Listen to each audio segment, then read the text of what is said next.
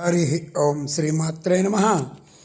లలితా సహస్రనామ పారాయణలో భాగంగా ఈరోజు అమ్మవారి నామం 956వ నామం, 4 అక్షరాల నామం ధరసుత.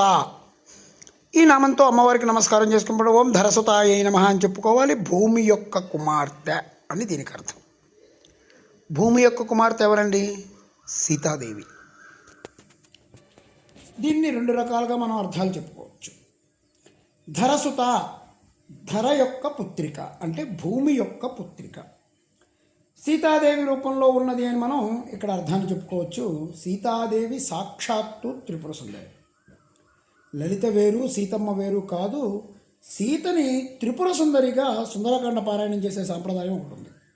అందుకే సుందరాకాండ కూడా శ్రీ విద్యా స్వరూపమైంది. ఏదైనా కష్టం వస్తే సుందరకాండ పారాయణ చేయమని చెప్తూ ఉంటారు మన వాళ్ళు అందరూ. 7 కాండలుగా రామాయణం ఉంది.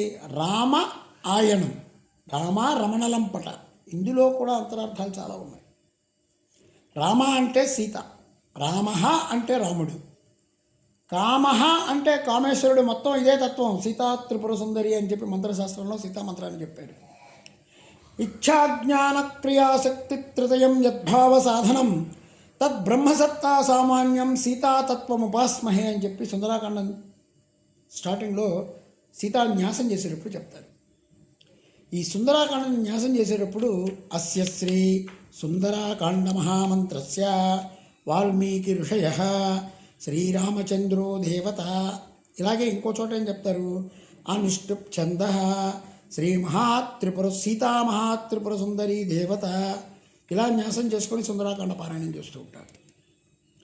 హనుమాన్ దేవత, శ్రీరామచంద్రో దేవత, ఇలా కూడా న్యాసాలు చేస్తారు. సుందరకాండ ముఖ్యంగా మాత్రం సీతమ్మవారితోనే సీతామహాత్రిపుర సుందరి అని చెప్పి న్యాసం చేస్తారు.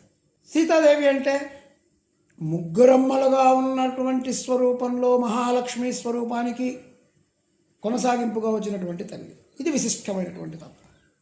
మొత్తం రామాయణంలో సీతమ్మ శక్తే సీతాయా చరితం మహత్ అనే పేరుతో చెప్పుకోవాలి.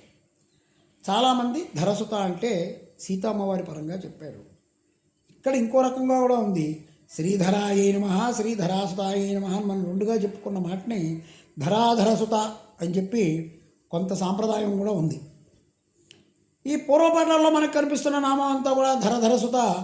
అంతేగాని ధర ఒక నామం, ధరసుత ఒక నామం అని చెప్పలా.